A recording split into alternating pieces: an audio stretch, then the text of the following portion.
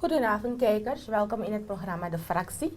We zijn vandaag weer hier om belangrijke issues met u te bespreken.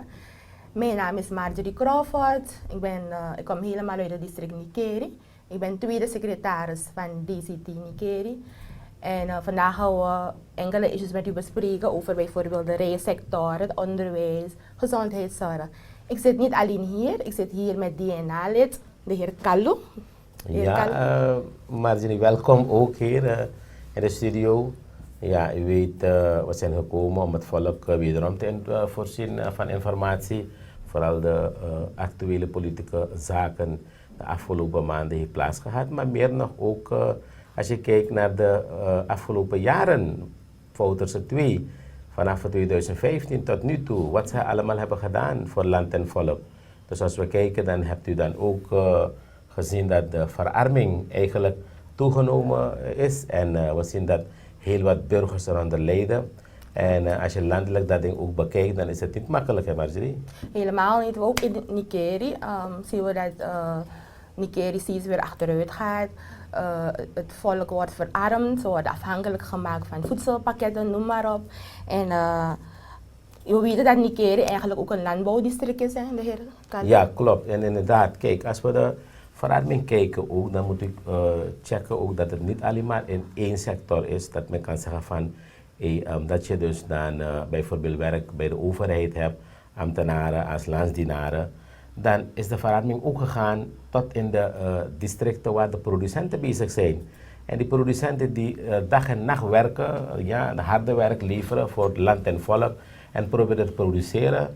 En juist zelfstandig bezig zijn om hun inkomens binnen te halen, zien we dus dat de overheid eigenlijk iedereen, de ambtenaren, de landsdienaren, want als je kijkt naar de politieambtenaren, als je kijkt naar de onderwijsgevenden, als je kijkt naar mensen die een losse baan hebben, toch? Ja. Niet een vaste baan hebben, geen zekerheid hebben, toch? Alle mensen die proberen te hustelen, ze hebben geprobeerd ook te kijken vanaf 2015, ja, om te kijken wat deze regering als beleid zal hebben op verschillende ministeries die daar zijn, welke beleid ze zullen voeren. Vandaag de dag zien we dat wij zo diep gekelderd zijn, dat er zo'n grote schuld is ontstaan door deze leencultuur bij deze regering, dat wij ergens zijn komen te staan op bijna 28 miljard. Dus dat we zeggen verarming steeds. En wie gaat dat allemaal dragen? Het volk. Het volk, ja. En eigenlijk, ik ben er voorstander van dat eigenlijk de productie wordt gestimuleerd. Want kijk, als we kijken naar Nikeri, daarom zei ik eerder, Nikeri is een landbouwdistrict. En ik vind dat de regering meer in de rijsector moet investeren. Omdat als we kijken, gaat de rijsector helemaal achteruit. En de meeste Nigerianen zijn afhankelijk van de rijsector. Als de rijsector bloeit, dan zal ook Nikeri vooruit gaan. Zal ook het district vooruit gaan. Zal ook Suriname vooruit gaan. Maar wat zien we?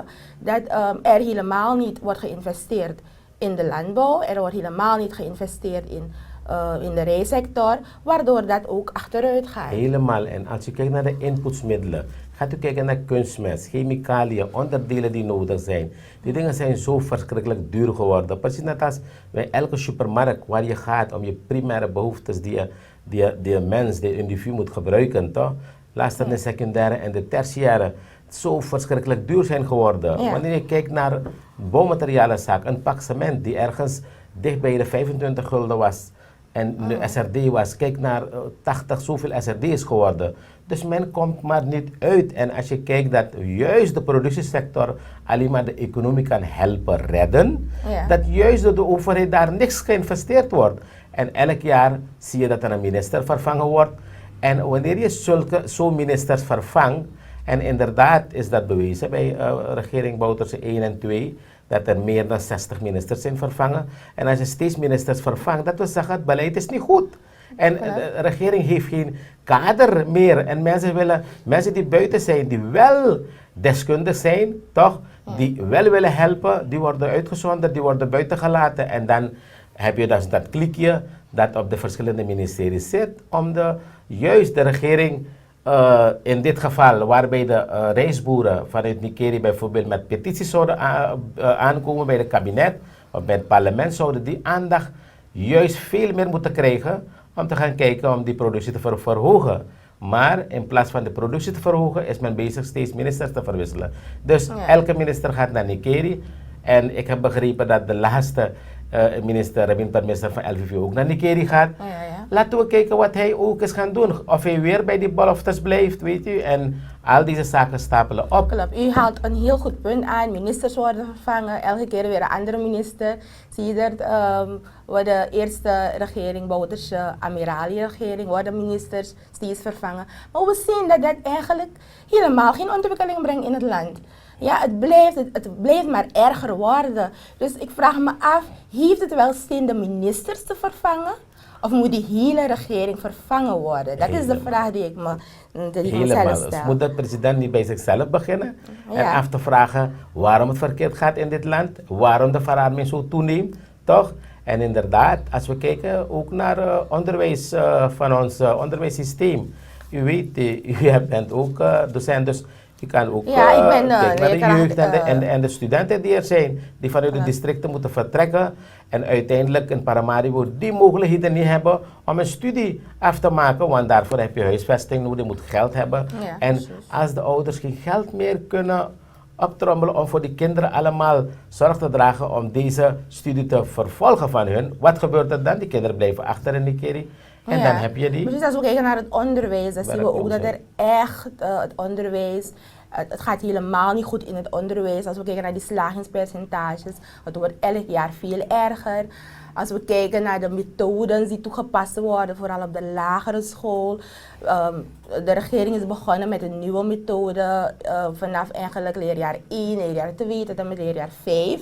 We zien dat het heel moeilijk is voor de kinderen. Vele kinderen kunnen het niet aan, waardoor ze heel snel verwezen worden naar het speciaal onderwijs. Ik zeg niet dat het speciaal onderwijs niet goed is, maar ik denk dat het onderwijs geëvalueerd moet worden. En ik denk dat men dat dus niet doet. Het moet geëvalueerd worden. Eigenlijk niet alleen het lager onderwijs, maar ook het middelbaar onderwijs moet geëvalueerd worden, want er gaat echt heel veel mis daar. Om de huishouden van de gezinnen ook te draaien, dan ziet u ook dat kinderen ook gestuurd worden om te werken. Als je kijkt naar zoeken banen in de winkels, toch? Ergens gaan om een losse arbeid te verrichten, alleen maar omdat men wil uitkomen.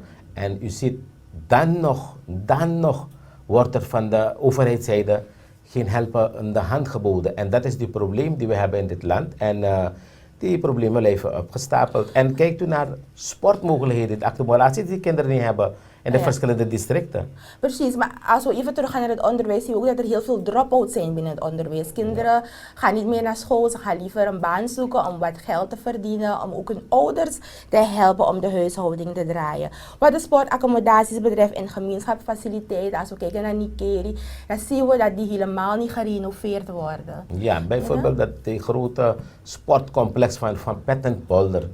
We hebben zoveel vragen gesteld en ik kan me niet voorstellen dat enige, en dat is overdekte sporthal toch? Ja. De enige waar men dus eigenlijk vanaf de morgenuren tot laat in de avond die sportmogelijkheden daar kon hebben. Bijvoorbeeld zaalvoetbal, je hebt die volleybal en al die mensen die in de buurt bleven, maar ook van de verre andere resorten kwamen daar naartoe. Ja, Omdat dat overdekt was. Maar vandaag, tot de dag van vandaag, zoveel ministers op sport en jeugdzaken zijn ook verwisseld, dus naar huis gestuurd. Dus daar heb je ook niet een goed beleid en waarbij je dus ziet dat dat nooit gerenoveerd is. Maar kijk ook naar die kunstgrasvelden ook. Er wordt helemaal niet genoeg aandacht besteed aan de jeugd. Ik vind ook dat er eigenlijk een begeleiding moet zijn van de jeugd. Niet alleen tijdens schooltijden, maar ook na school. En de Nigeriaanse jongeren willen ook sporten. Ze willen graag niet alleen aan volleybal en voetbal, maar ook bijvoorbeeld aan bijvoorbeeld atletiek willen ze ook doen. Maar die mogelijkheden zijn er niet. Er wordt echt weinig geïnvesteerd in het sportgebeuren. En die grote voetbalvelden, die zijn er niet meer.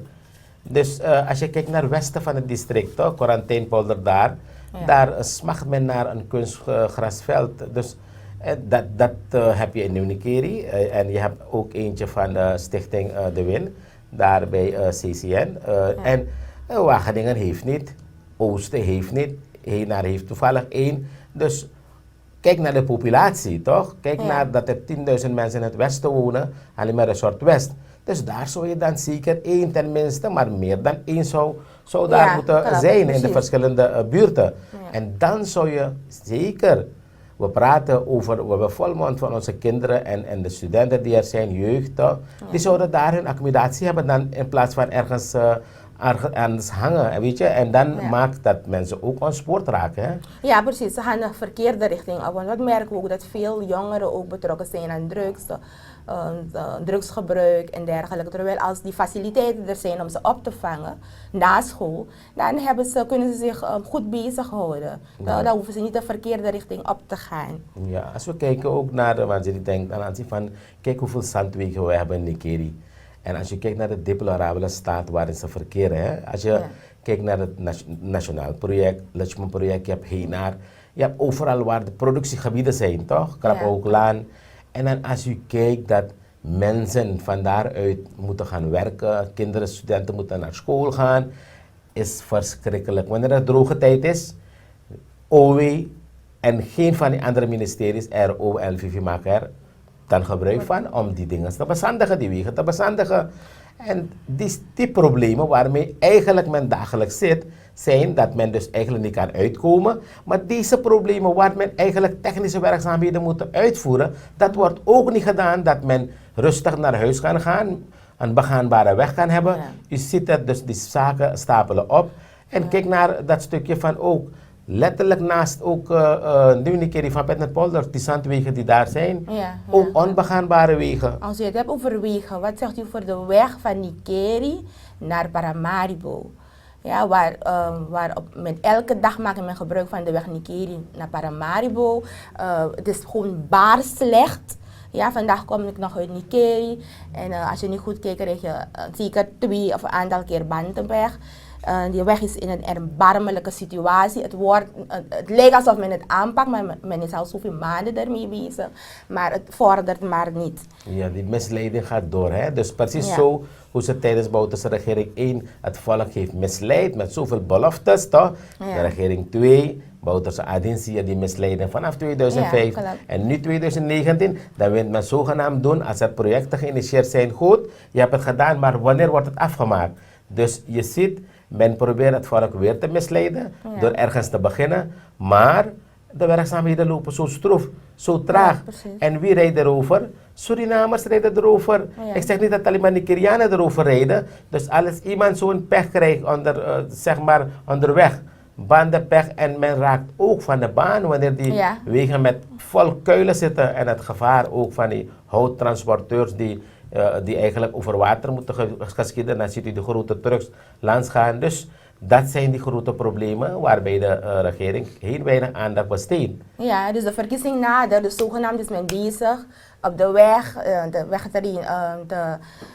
te maken, maar je ziet dat het vordert maar niet. Ik wilde alleen maar nog één aan tijdens de rehabilitatie van de Krappenhoeklaan, toch? Ja. Tijdens de huidige minister van LVV, nu Rabin Permisser. Hij was dan 2014, daar zat hij aan als O.V.-minister, de openbare werken. En toen was hij daar gekomen met veel fanfare, brassband en alles om de openingstartsein te geven van de weg, van de 4 kilometer lange weg. Dan moet u begrijpen, diezelfde weg waarover we steeds elke seizoen erover praten.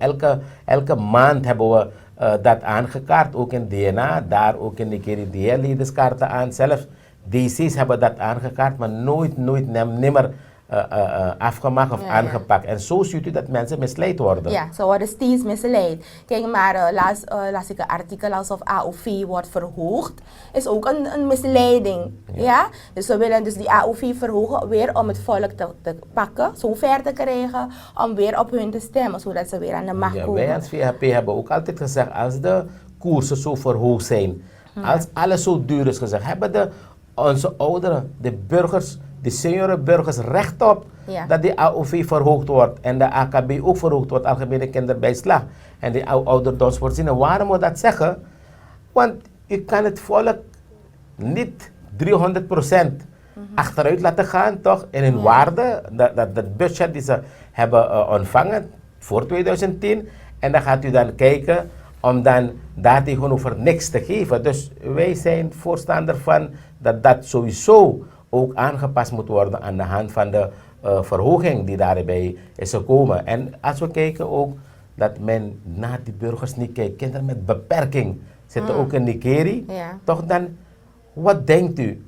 Wat die kinderen gaan hebben wanneer er een bijstand wordt gegeven die niet eens toereikend is om een week met dat geld te gaan. 300 zoveel SRD is toch verschrikkelijk om daarmee om te gaan. Dus daarom zeg ik, er zijn opgestapelde problemen die wij als VHP wel kunnen oplossen. Want we hebben dan, toen de VHP er was, altijd ervoor zorg gedragen dat wij via sociale zaken, maar ook via andere ministeries de mensen hebben kunnen helpen. Kijkt u naar de gezondheidszorg van de verschillende mensen die er zijn? De gezondheidszorg die baart ons zorgen. We zien dat je premie betaalt, elke maand SZF-premie betaalt. Maar wat gebeurt er nu? Als je een medicijn nodig hebt, moet je keihard ervoor betalen. Ja? Dus ondanks die inhouding per maand, moet je toch nog bij de apotheek gaan betalen voor jouw medicijnen. En dat is verschrikkelijk dat je soms geen medicijnen krijgt. Ja. Je hebt niet, vooral, kijk, in districten, Paramaribo is uitgebreid. Als je hier al geen medicijnen krijgt, toch, bij de verschillende apotheken waar je keihard moet gaan neertellen, dan wat verwacht je in Nikeri wanneer je daar 3 apotheken hebt en je hebt particuliere en je hebt van de overheid en die de medicijnen er niet zijn. Van waar laat je halen? En heb je iemand niet hier ter beschikking, dan heb je de medicijn ook zo gaan patiënten ook dood, hè? Ja, dus we zien dat het heel erg slecht gaat in Suriname. Suriname gaat steeds achteruit. Wat er gaat gebeuren nu, de verkiezing nadert, ze gaan populistische maatregelen treffen om het volk zo ver te krijgen. Zogenaamd zijn ze goed bezig. Maar daarom praten we ook tot het volk. We praten steeds, want ik trek ook elke dag het veld in. Ik praat met de mensen van kijk, maak een goede keus. Ja? Kijk niet naar, al gaan ze A.O.V vandaag of morgen verhogen met de 100 SRD. U gaat toch niet uitkomen met dat geld. Al gaan ze u een perceel geven morgen, dat maakt nog niet dat er ontwikkeling is in Suriname.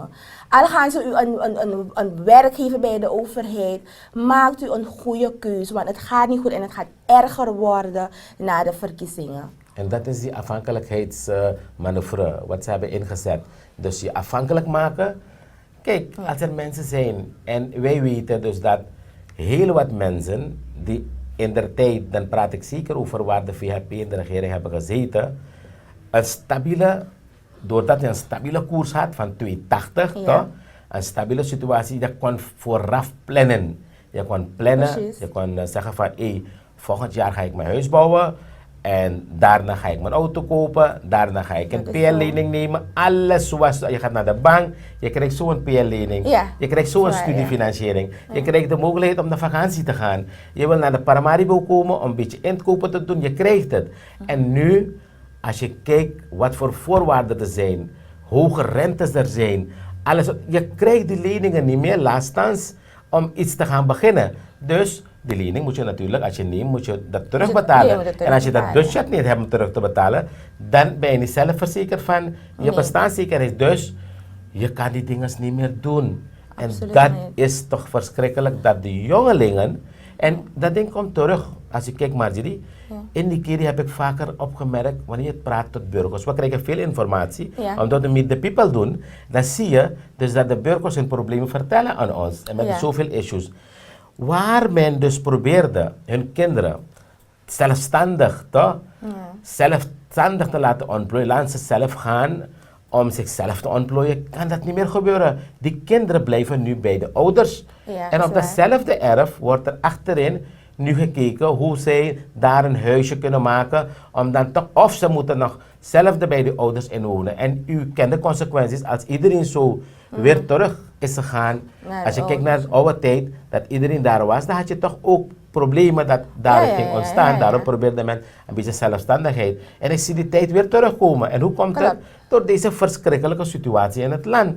Ja. Kinderen kunnen zichzelf niet ontplooien. Dat is waar. Vroeger kon je nog, want ik kan me herinneren toen ik in 2006 afgestudeerd was, heb ik in 2008 gelijk een hypothecaire lening genomen bij de bank om een huis op te zetten.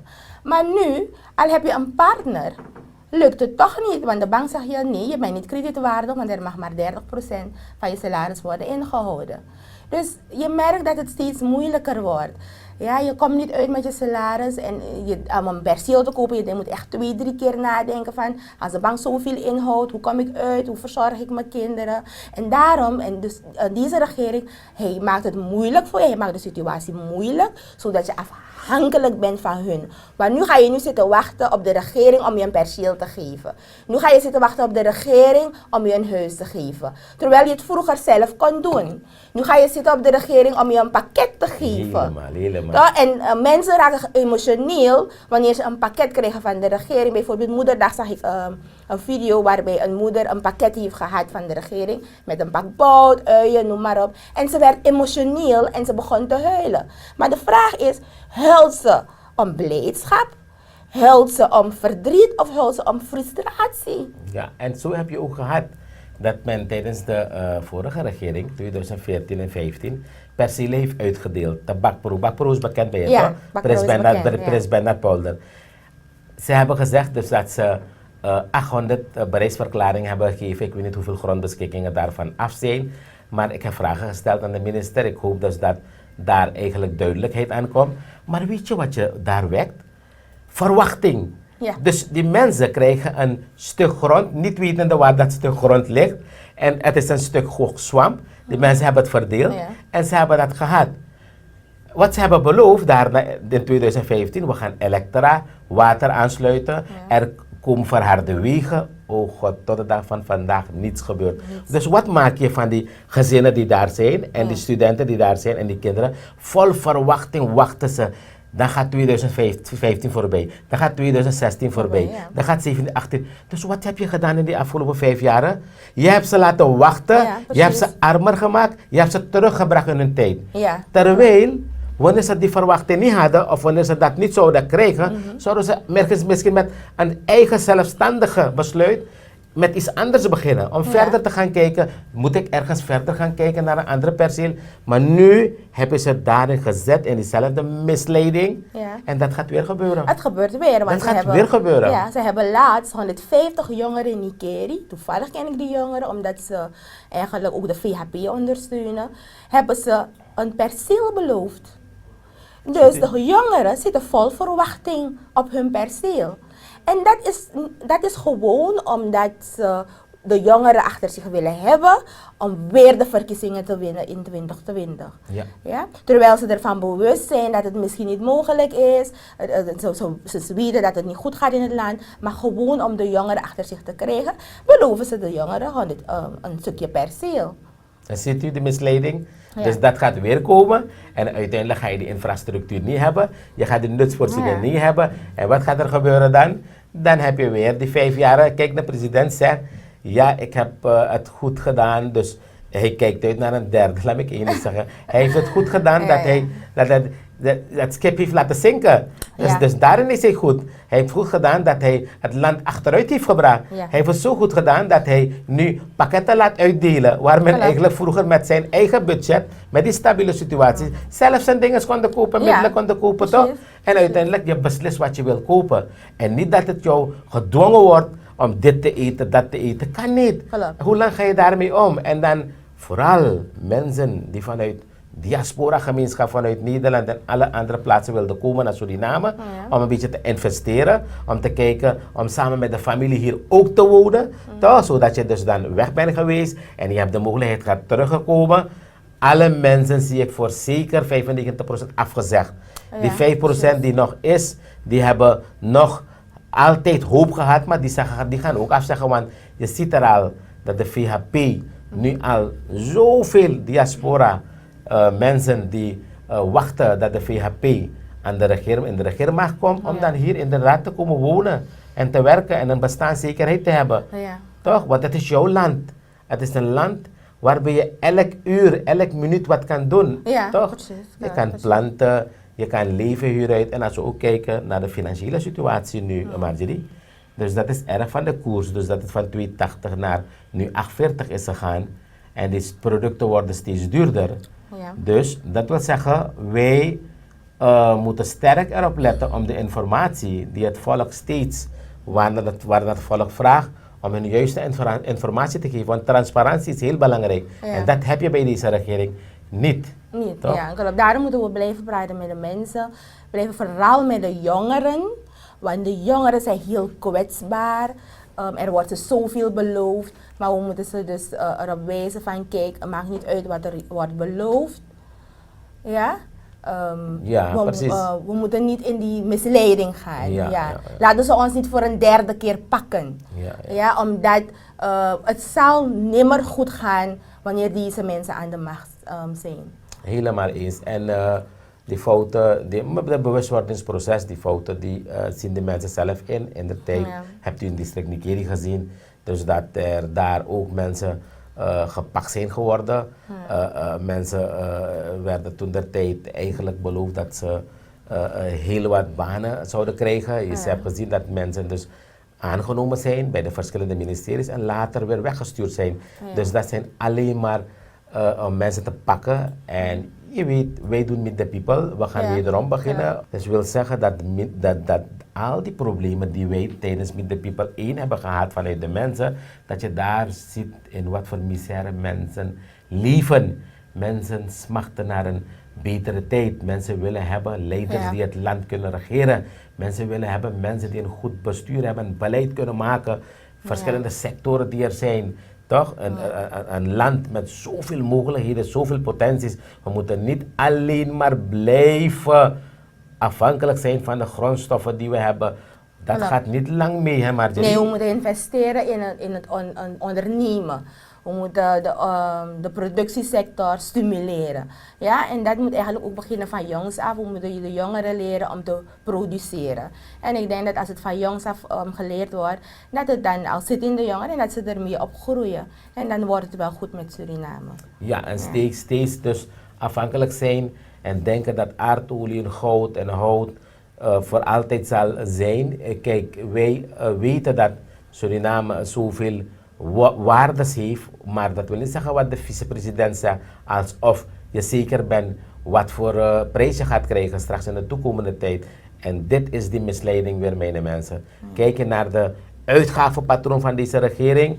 Kijk dat we praten over miljarden, tientallen miljarden. 28 miljard gaat richting plus 28 miljard. En dan kijken we naar de inkomsten. Dan zou jij als mens goed moeten nadenken waarmee deze regering bezig is geweest. Dus, mijn mensen, ook dat de VHP steeds vanaf het begin, dan praat ik zeker vanaf 2010, 2011, geprobeerd heeft u te informeren, u uit te leggen en zeker nu al in 2019 we steeds blijven uitleggen, hebben we ook gezien dat de VHP enorm gegroeid is en mensen worden bewust en daardoor die groei en heel wat mensen komen aansluiten. Bij ons ook in de Nikeri. U bent de tweede secretaris, dus u weet hoeveel mensen aansluiten. Er komen elke dag aantal mensen komen zich aansluiten bij de VHP, bij de Orange Movement. Alhoewel er soms mensen zijn die een beetje bang zijn voor de tegenpartij, ze zijn bang voor rancune. En toch zeggen ze van kijk, we staan achter de VHP en dat hebben we nodig. We hebben eigenlijk elke Surinamer nodig om achter ons te staan en dan samen kunnen wij dit land tot een mooi Suriname maken. Ja, laten we samen proberen het land op te bouwen, maar natuurlijk niet met die mensen die het land vernietigd heeft. Ik denk dat er mensen zijn die inderdaad hun hart op de juiste plaats hebben om dit land te helpen opbouwen. En dat is de boodschap van Orange Movement en de VHP. Ja. Ik wil denk ik dus dat we ook tot zover dit programma hebben gehad. Ik hoop dat we u dat genoeg u hebben echt geïnformeerd ja. weer vandaag. En we zijn de volgende keer weer in de studio.